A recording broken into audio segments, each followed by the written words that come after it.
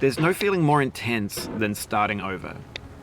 If you deleted your homework the day before it was due, as I have, or if you left your wallet at home and you have to go back after spending an hour in the commute. If you won some money at the casino and then put all your winnings on red but it came up black. If you got your best shirt dry cleaned before a wedding and then immediately dropped food on it. If you won an argument with a friend and then later discovered that they just returned to their original view. Starting over is harder than starting up. If you're not ready for that, like if you've already had a bad day, then what you're about to go through might be too much. Feel free to go away and come back.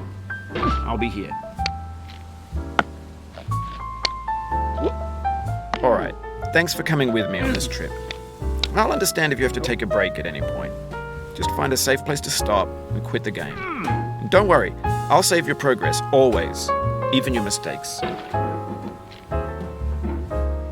This game is a homage to a free game that came out in 2002 titled Sexy Hiking. The author of that game was Jazuo, a mysterious Czech designer who was known at the time as the father of B games. And B games are rough assemblages of found objects. Designers slap them together very quickly and freely, and they're often too rough and unfriendly to gain much of a following. They're built more for the joy of building them than as polished products. In a certain way, Sexy Hiking is the perfect embodiment of a B game. It's built almost entirely out of found and recycled parts, and it's one of the most unusual and unfriendly games of its time. In it, your task is simply to drag yourself up a mountain with a hammer. And that act of climbing, in the digital world or in real life, has certain essential properties that give the game its flavor. No amount of forward progress is guaranteed. Some cliffs are too sheer or too slippery. And the player is constantly, unremittingly in danger of falling and losing everything. Anyway, when you start Sexy Hiking, you're standing next to this dead tree that blocks the way to the entire rest of the game. It might take you an hour to get over that tree, and a lot of people never got past it. You prod and you poke at it, exploring the limits of your reach and your strength, trying to find a way up and over. And there's a sense of truth in that lack of compromise. Most obstacles in video game worlds are fake. You can be completely confident in your ability to get through them once you have the correct method or the correct equipment or just by spending enough time. In that sense, every pixelated obstacle in Sexy Hiking is real. The obstacles in Sexy Hiking are unyielding, and that makes the game uniquely frustrating. But I'm not sure Jazuo intended to make a frustrating game. The frustration is just essential to the act of climbing, and it's authentic to the process of building a game about climbing. A funny thing happened to me as I was building this mountain. I'd have an idea for a new obstacle, and I'd build it, test it, and it would usually turn out to be unreasonably hard. But I couldn't bring myself to make it easier. It already felt like my inability to get past the new obstacle was my fault as a player rather than as a builder. Imaginary mountains build themselves from our efforts to climb them, and it's our repeated attempts to reach the summit that turns those mountains into something real. When you're building a video game world, you're building with ideas, and that can be like working with quickset cement. You mold your ideas into a certain shape that can be played with, and in the process of playing with them, they begin to harden and set until they're immutable, like rock. And at that point, you can't change the world. Not without breaking it into pieces and starting fresh with new ideas.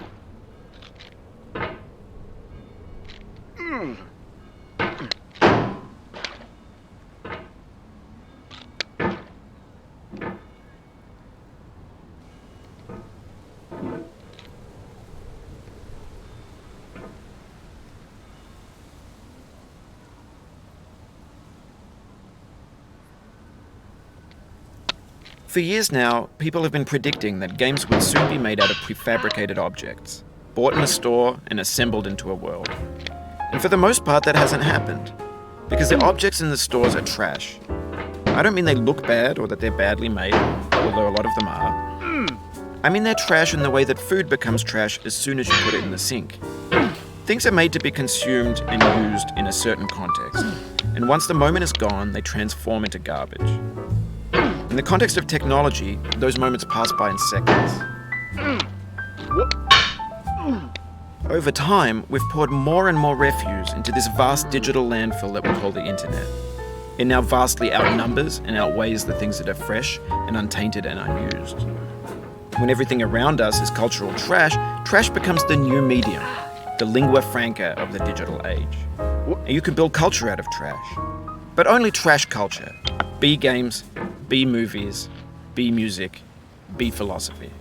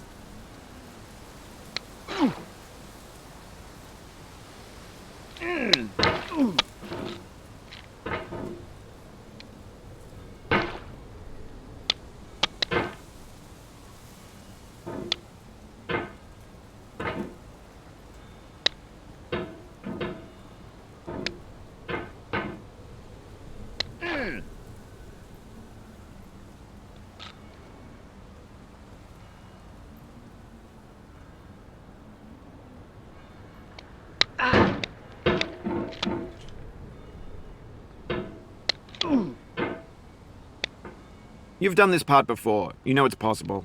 Just do what you did the first time.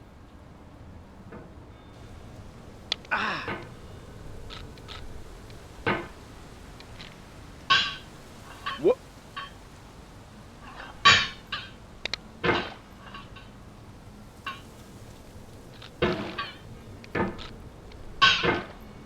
What?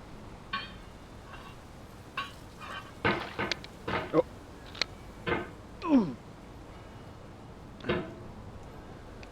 What? Oh. Oh.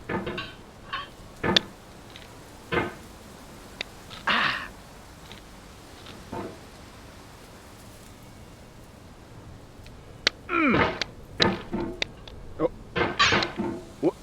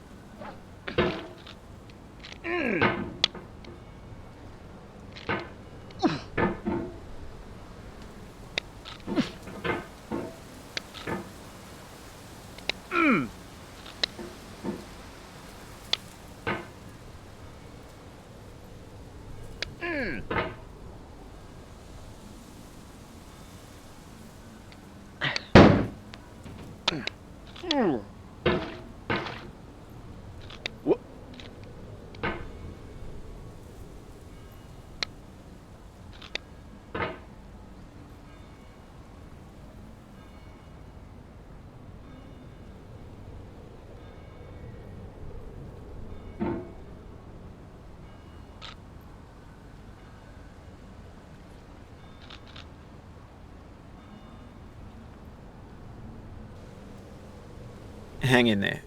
Don't let it get to you. But also, let it get you a little bit.